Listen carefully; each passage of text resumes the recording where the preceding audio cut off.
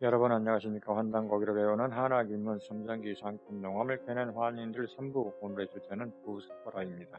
지난 시간에 이어서 오늘도 군문으로 삼성기를 해석하는 시간을 이어가도록 하겠습니다.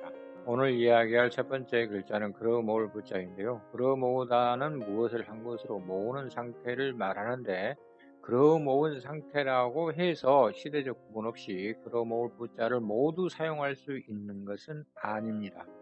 그러모을보는 인간이 맨손으로 반드시 땅을 파헤치거나 돌을 쪼개 한 곳으로 모으는 상태에서만 사용하는 글자이고, 해서에서는 맨손으로 도구를 이용하여 노동하는 상태를 나타내는 것으로 그 의미가 바뀝니다. 따라서 이 문장에서는요, 갈기로 긁어 모으거나 또 이삭 줍듯 하나씩 주워 모으는 상태는 그러 모으다에 해당은 되지만 그러 모을 부자에는 해당되지 않습니다. 그 이유는 그러 모을 부자가 전제 조건이 붙어 있었죠. 땅을 파헤치거나 돌을 쪼갠 상태에서 갈기로 긁어 모으든 이삭 줍듯 하나씩 주워 모으든 하여야 그러 모을 부자에 해당된다 이것입니다. 그러 모을 부자에 대한 이해를 돕자면요, 반드시 땅을 파헤치거나 돌을 쪼갠 상태에서 사금을 그러 모으거나 소금을 그러 모으는 등 이와 유사한 상태를 나타내는데요. 이때에도 조건이 하나가 붙죠. 도구를 사용하지 않고 땅을 파헤치거나 돌을 쪼개어서 한 곳으로 모으는 상태일 때 그러 모으다, 그러 모을 부자를 사용하는 것입니다. 이는 그러 모을 부자가 고대에 손을 보호하는 도구가 없었던 시대의 노동을 나타내고 있기 때문이죠. 현대와 같이 장갑을 끼고 일을 한다든가 그러면 그러 모을 부자를 사용하지 못합니다. 그러 모을 부는 손숫자와 침붓자가 합쳐진 글자로 침붓자의 구체적인 상태는 침뱉을투입니다. 따라서 그러 모을 부자는 손바닥에 침을 뱉어가며 땅을 파헤치거나 돌을 쪼개어 그러 모으는 노동 상태를 나타내고 있습니다. 다시 말해서 도구를 사용하지 않고 맨손으로 노동을 하는 상태를 가리키는데요. 맨손으로 땅을 파헤치거나 돌을 쪼개어 맨손으로 운반하여 한 곳으로 모으는 상태를 가리킵니다.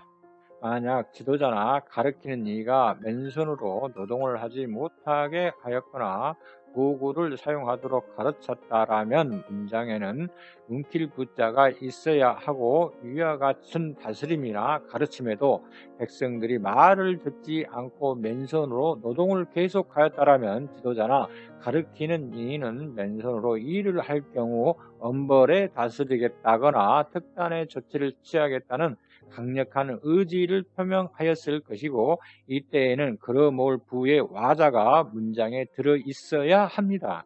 그러나 삼성기 상편 어디에도 웅킬 부자나 그러 모을 부의 와자가 없는 관계로 고대의 신으로 추앙받던 인물들이 힘없는 백성들에게 맨손으로 위험한 일을 시키거나 가르쳐서 떼죽음에 이르게 하였다라는 비관론자들의 주장이 제기될 수밖에 없을 것이고요.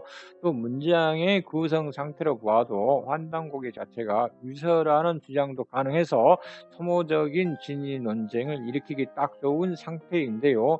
이는 우리가 보는 관점에 따라서 삼성기 상편의 진위가 달라지기 때문입니다. 삼성기 상편 자체가 고대의 금문으로 쓰여진 것을 우리 한학이나 해서로 바꾸었다라고 한다면 진세가 되는 것이고요. 처음부터 한학이나 해서로 쓰여졌다라고 한다면 유서가 되기 때문입니다. 따라서 고대의 삼성기 상편 원본에는 그러 모을 부자가 없었을 가능성이 매우 높습니다. 삼성기 상편 원본을 우리 한학이나 해서로 바꾸는 과정에서 금문의 뜻이 너무 변하고 달라져서 설명하기 어려운 지경에 처했을 가능성이 높은데요. 그 증거로 그러 모을 부자를 사용하지 않아도 이를 위자 속에 모든 내용이 들어 있음에도 불구하고 굳이 그러 모을 부자를 사용해서 이를 위자의 해석을 단순화하고 석발화를 캐 모았다는 뜻을 전달하려 한 의도가 엿보이는데요. 저 같은 경우에도 다음 시간에 다룰 이를 위자를 설명하는데 무려 한 달 동안을 고심하고 있습니다. 다만 그러몰 부자를 후대에 삽입했다라면은요, 삽입한 사람이 아남노인지 계연수인지는 불분명합니다. 석발화를 현대식 표기법으로 하면 발화석 정도가 될 것인데요. 발화석과 석발화는 같은 것을 놓고 글자 순서만 달리한 것이 아니냐라는 생각을 가질 수 있는데요. 발화석을 살펴보면 차가운 돌에서 불이 일어나는 상태, 즉 90돌 정도가 되고요. 석발화는 불이 뜨겁게 타오르고 있는 돌, 즉 용암이나 화석, 불돌 정도가 되는 것입니다. 따라서 발화석은 현재 불이 타오르지 않는 차디찬 돌이라면, 석발화는 현재 불이 뜨겁게 훨훨 타오르고 있는 돌을 가리킵니다. 우리가 부싯돌 하면은요, 차돌이라고 불리는 석영을 말하고요. 용암은 화산 활동에서 나타난 마그마를 이야기하는데요. 석발화가 용암을 가리키는지 아니면 화산 활동에 의해서 열을 받아 타오르고 있는 불돌을 가리키는지 정확하지 않습니다. 그러나 우리가 추정할 수 있는 것은요, 부석발화에서 돌석자를 살펴보면 돌석자의 근무는 용암을 가리키는 것이 아니고 화산 활동이 이미 끝나고 그로 인해서 나타난 독에서 떨어져 나온 불돌을 가리키고 있다, 이렇게 이야기할 수 있습니다. 돌석자를 해서로 써놓고요, 돌의 상태를 이해하려고 하면 상당히 어려운 부분이 따릅니다. 그러나 각골 문자와 금 문자를 살펴보고 이해를 하면 바로 돌석자를 이해할 수 있는데요. 갑골의 돌석은 움직일 수 있는 돌을 말하고 금문의 돌석자는 움직일 수 없는 독을 말하는데, 이때의 크기의 제한을 받지는 않습니다. 돌은 뿌리가 박혀 있지 않는 것이고 독은 뿌리가 박혀 있는 것을 가리키는데요. 갑골의 돌석은 쌓아 올리거나 무너지지 않게 고정한 돌 아래에서 머물며 말씀을 내리는 상태를 뜻합니다. 고인돌이 이러한 것이죠. 금문은 자연적으로 만들어진 단어 아래에서 말씀을 내리는 상태를 뜻하는데요. 따라서 금문의 돌석은 뿌리가 단단히 박혀 있어서 고정되어 움직일 수 없는 독을 말합니다. 힐 바른 인의 다리가 바르게 펴지고 있는 상태 또는 두 다리가 변하는 상태를 가리키고, 그 상태가 가르침을 따르고 실천하는 결과를 나타내는 글자입니다. 불화자의 불이 일어난 상태, 즉 화산 활동이 이어지고 있는 상태를 나타내주고 있고요. 불화자의 근무는 화산 활동이 끝나고 독으로부터 불돌들이 떨어져 나오고 있는 상태를 가리켜주고 있으며, 불화자의 해서는 사람이 불돌을 이용하는 상태를 나타내주고 있습니다.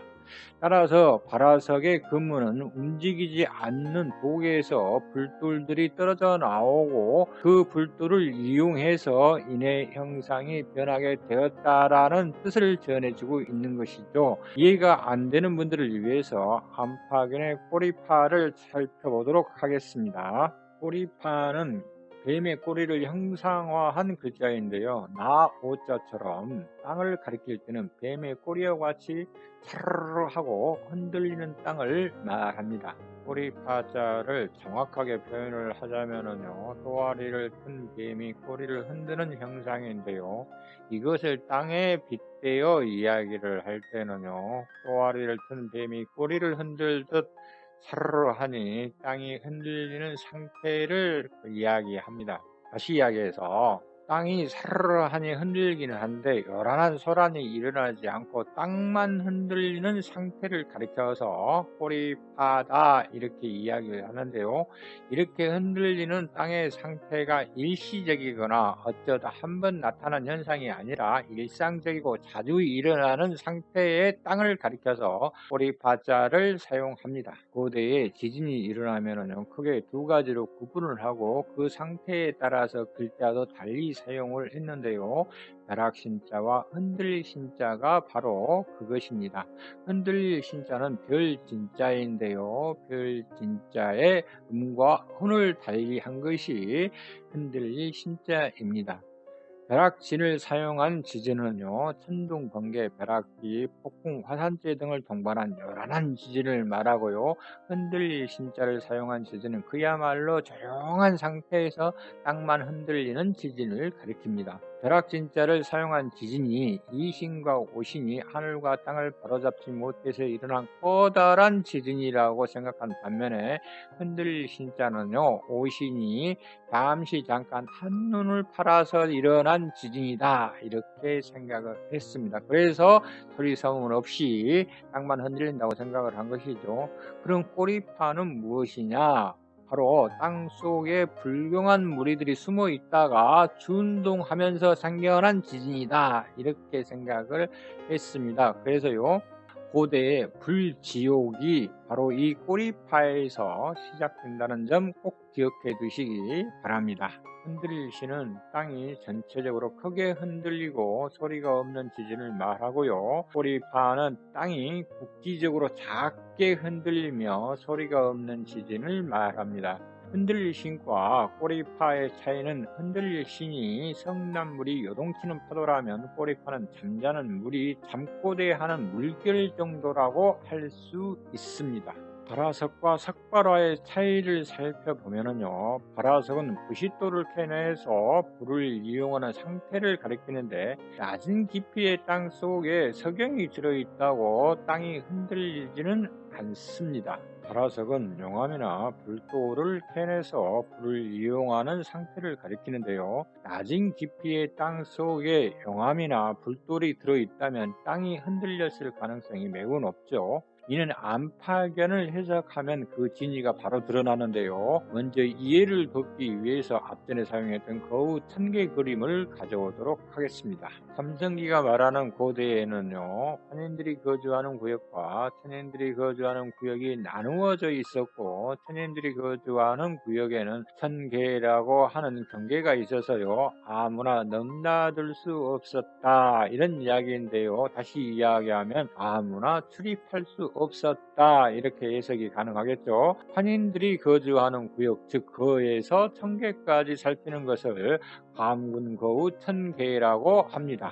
이 환인들에게 발화석을 캐 모아 생활에 이용하면 형상이 변할 것이다 하고 가르친 것이 부석발화 시교 열식위지입니다. 이 가르침에 따라 열심히 불돌을 캐 모아서 생활에 이용했더니 형상이 변하고 땅이 안정돼 가자 한국의 백성들이 천재라 일컬었고 환인이 암파견이라 칭했다는 것이 위천재 환인시 역칭 암파견입니다.